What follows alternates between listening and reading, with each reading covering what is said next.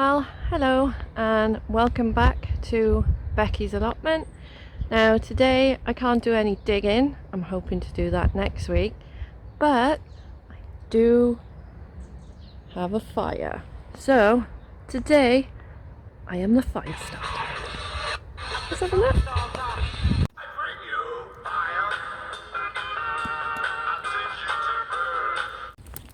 So it took me ages to get this going.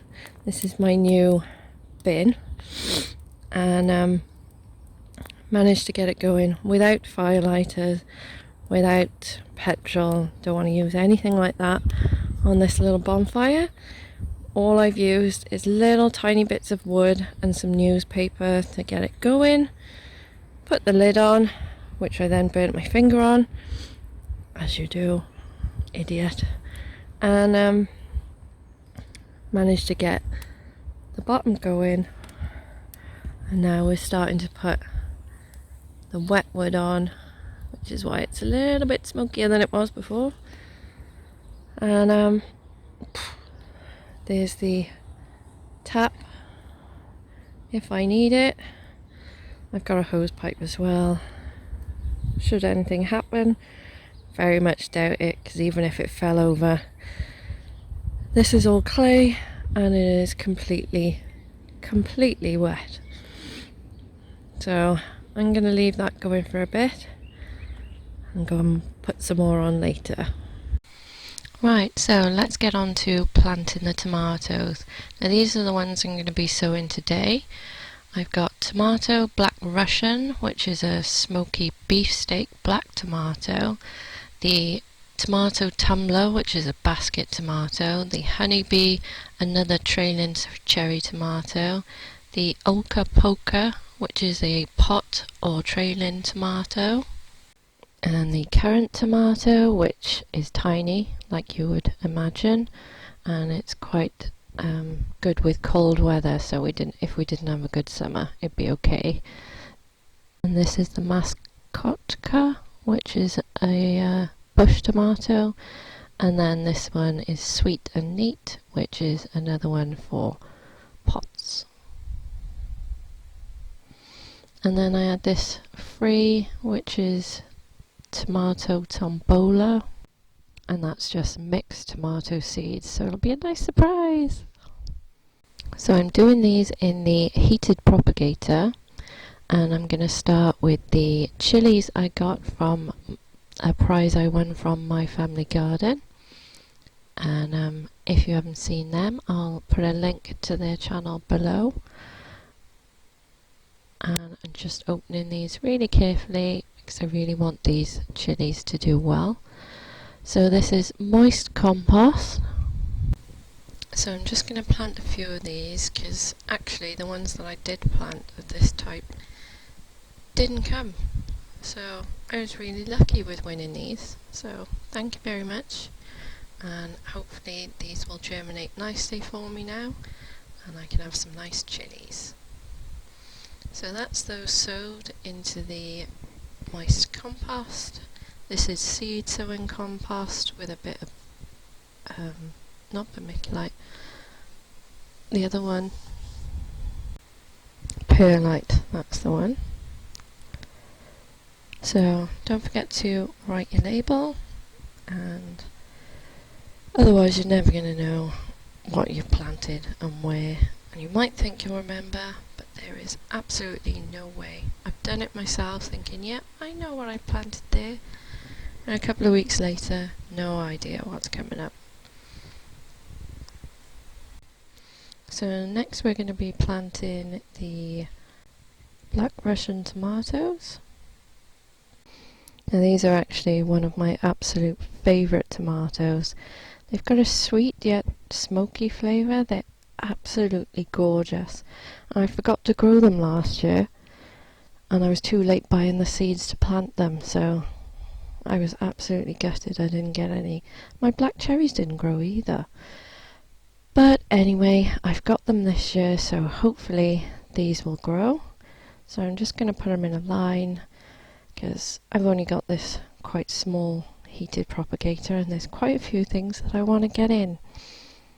So So the cucumbers will be next, but that's about it for planting the tomatoes. I will plant the rest and I will show you what I do once I've done them all.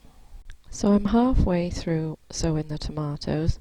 I'm just going to cover these with a bit of the seed sowing compost mixed with the perlite, and just to cover those up a little bit. Now this is the finished lot. They've all been covered with the compost, and I'm just firming that down a little bit, not compacting the soil by pushing it down, but just firming the top layer into the that I've just sprinkled on into the rest of it. And then I'm just going to put a little bit of water on top. Even though the seed compost is moist underneath, I want it to be moist all the way through so that those little seeds have plenty of moisture to get going. And in the heated propagator they tend to dry out quite quickly, so you have to keep an eye on the seeds because they will dry out if you don't keep them moist. So now, in true Blue Peter fashion, here's some I made earlier. Now this is the chilies that I'm growing. They're a little bit slower than the tomatoes, but they're looking really healthy. And then we've got the tomatoes. They're a little bit leggy still because I've only got one grow light and I'm alternating between the chilies and the tomatoes. But there's two in this pot and I need to separate them because the one is doing really well, but the second one isn't doing too great. So we want to put them in their own pots so that both of them will have the chance to do well. So with tomatoes you need to plant them a little bit deeper. I think with the taller one I'm probably not going to be able to until I've got some bigger pots from the allotment, so I'll just give it its own pot for the moment and get this little one in its own pot. As you can see, some of the roots are coming out the bottom, so it's desperately needing a bigger pot. But it's got a really good root system on it. This is actually not seed sowing compost. When I potted them on when they had 4 sets of leaves, that's their seed leaves and then 2 true leaves, I actually used normal compost and I gave them a dilute feed, and I mean really dilute, of some warm water and seaweed. Well, a seaweed feed, but it has to be really dilute, just because with the seed sowing compost there's actually no nutrients for it in them at all, and that's just so that they start to make roots in the seed sowing compost when they're little.